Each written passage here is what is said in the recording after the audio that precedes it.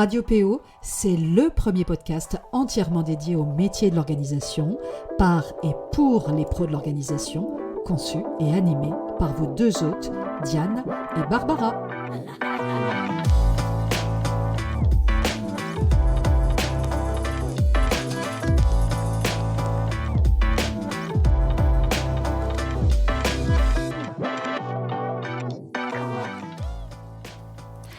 Bonjour à toutes et tous, pour ce 12e épisode de Radio PO, on va parler un peu entrepreneuriat, même si le sujet du jour peut en réalité toucher tout le monde.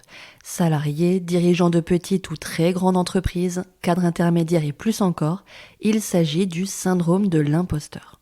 Une fois n'est pas coutume, avant d'entrer dans le vif du sujet, je vais en préciser un peu les contours, histoire d'être bien certaine que nous soyons tous sur la même longueur d'onde. Le syndrome de l'imposteur est un sentiment d'illégitimité, de ne pas être à sa place ou de ne pas la mériter. Il touche notamment bon nombre de personnes qui débutent, particulièrement celles et ceux qui se lancent dans un nouveau métier. Le terme a été inventé en 1978 par deux psychologues américaines, Pauline Rose Clance et Susan Himes, qui depuis ont d'ailleurs déploré le détournement dont leur concept a fait l'objet. En réalité, elles n'ont jamais parlé de syndrome, mais plutôt de phénomène auquel tout le monde pourrait être un jour confronté. Il ne s'agit donc pas d'une maladie, mais plutôt d'un mécanisme psychologique, selon leur propre précision. Et justement, entre 62 et 70% de la population l'aurait un jour expérimenté, à croire que finalement, on ne pourrait guère y échapper. Au départ, le syndrome de l'imposteur, également appelé syndrome de l'autodidacte, induit une forme de doute maladif chez les personnes qui en sont victimes. Ces doutes permanents et auto-alimentés les amènent à croire qu'ils dupent leurs collègues, leurs amis, leurs supérieurs ou encore leurs clients. Ils attribuent généralement leur succès à des éléments extérieurs comme la chance, le travail acharné, leurs relations ou encore à des circonstances exceptionnellement favorables desquelles ils ont certainement bénéficié. Là encore, selon eux. Ce mécanisme peut concerner tout autant les domaines professionnels que personnels ou encore familiaux, pouvant même aller jusqu'à la détestation de soi ou de son corps. Et enfin, et je pense qu'il est important là encore de le préciser, il n'existe aucune différence de genre, l'homme peut en souffrir tout autant que la femme. Mais dans les faits, la femme serait néanmoins davantage concernée en raison notamment des multiples injonctions sociétales qui vont peser sur elle. Elles doivent être performantes, belles, être à la fois des mères, des compagnes, avoir des corps parfaits, être présentables mais pas trop maquillées, ni trop peu, et la liste est bien plus longue. Ces injonctions perpétuelles et à tous les stades de la vie ou presque peuvent déjà à elles seules être le début d'une explication de la pression qu'elles se mettent et du manque de confiance qui en découle. Pour y voir plus clair sur ce mécanisme qui peut toucher tout le monde, je vous ai extrait quelques chiffres intéressants, issus d'une enquête réalisée en décembre 2021 pour le magazine Management. Alors, donc d'après cette enquête, 55% des victimes de ce syndrome l'attribuent à un manque de confiance en soi. 38% pensent que n'importe qui d'autre ferait mieux qu'eux. 34% ont l'impression de ne pas être à leur place. 37% des femmes et 22% des hommes le ressentent quand ils doivent parler en public. Et à la question « Que faites-vous pour vous en débarrasser ?», 20% répondent qu'ils travaillent 2 fois plus. Mais revenons-en plus spécifiquement aux entrepreneurs. Pourtant directement concernés par le syndrome de l'imposteur, ce n'est pourtant pas la catégorie la plus étudiée jusque-là, bien au contraire. Mais dans le livre « Entreprendre et surtout être heureux » d'Alexandre Dana, cofondateur de Live Mentor, il y consacre tout un chapitre et on l'en remercie. En plus d'avoir fouillé le sujet en profondeur, une enquête a été réalisée auprès de 10 000 entrepreneurs, permettant de dégager des tendances des plus intéressantes.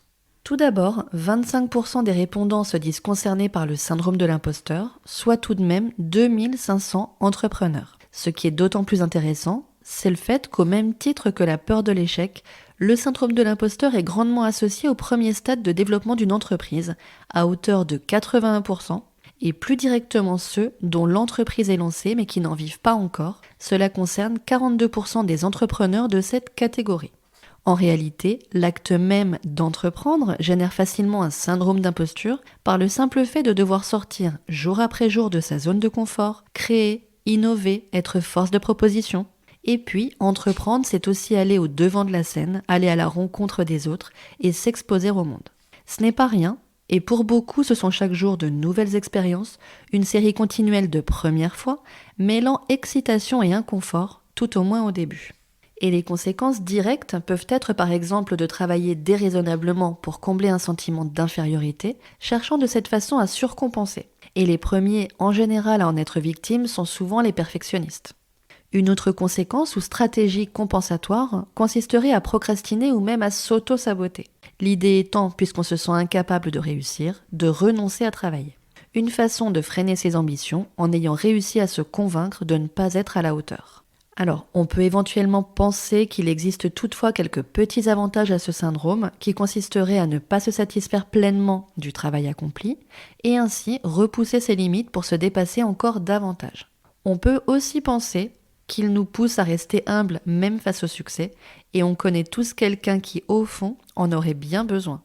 Mais ce qui va nous intéresser aujourd'hui, c'est bien d'identifier les clés pour sortir de cette boucle infernale et ne pas s'enfermer durablement dans un système où vous ne sauriez ni tirer parti de vos expériences, ni même vous réjouir de ce que vous avez réussi à accomplir, vous et vous seul.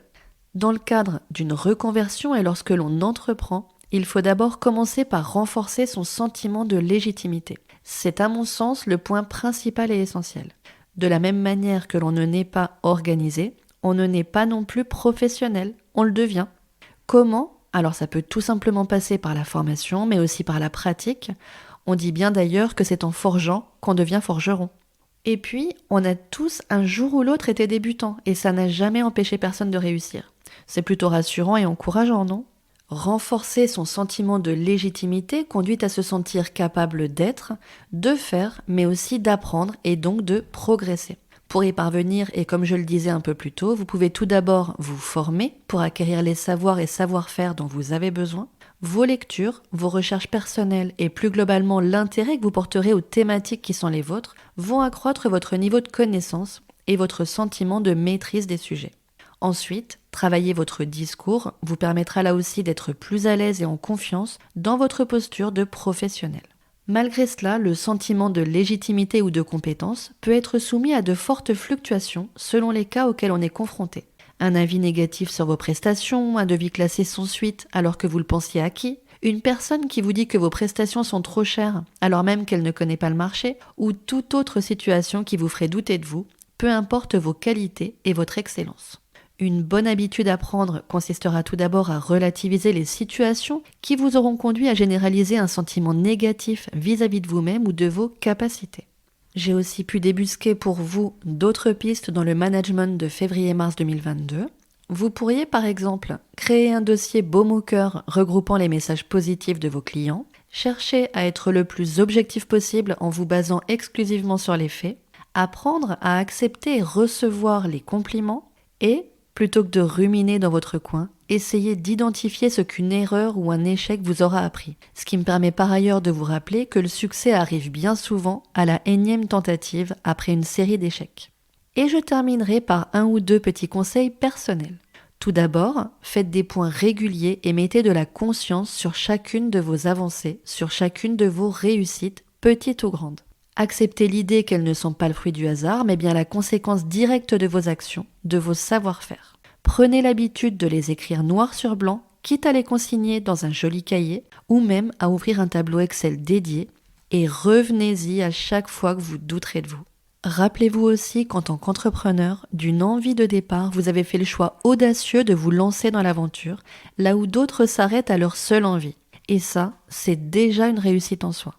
Rappelez-vous des choix justement qui ont été les vôtres à ce moment-là et des raisons qui vous ont poussé à prendre cette direction, car bien souvent elle prend racine sur des qualités et compétences que vous pensez avoir ou tout au moins que vous pensez pouvoir acquérir. Et dites-vous bien que toutes ces qualités ne se sont certainement pas envolées à l'immatriculation de votre entreprise, alors continuez de croire en vous et aux bienfaits que vous apportez à vos clients. Et pour finir, ne négligez pas pour autant l'auto-analyse de vos pratiques, de vos process, car là aussi, même quand on rencontre le succès, il est toujours bon de temps en temps de se remettre en question et de ne pas se contenter de surfer sur ce que l'on pense acquis définitivement. Ce serait, je pense, une belle erreur. Pour celles et ceux qui voudraient aller plus loin sur ce sujet, je vous mettrai quelques ressources et références dans le descriptif de l'épisode. Vous y trouverez notamment l'échelle de Clance du phénomène de l'imposteur, un test élaboré dans les années 80 visant à évaluer si vous êtes victime du syndrome d'imposture. Il a été créé par la psychologue dont je vous parlais tout à l'heure, Pauline Rose Clance, vous savez, l'une des 2 psychologues qui a inventé le terme de phénomène de l'imposteur. Alors, petit conseil, suivez bien les instructions et donnez la première réponse qui vous passe par la tête. Sur ce, je vous souhaite un très bon week-end, de bonnes vacances aux zones concernées et je vous dis à très bientôt sur Radio PO.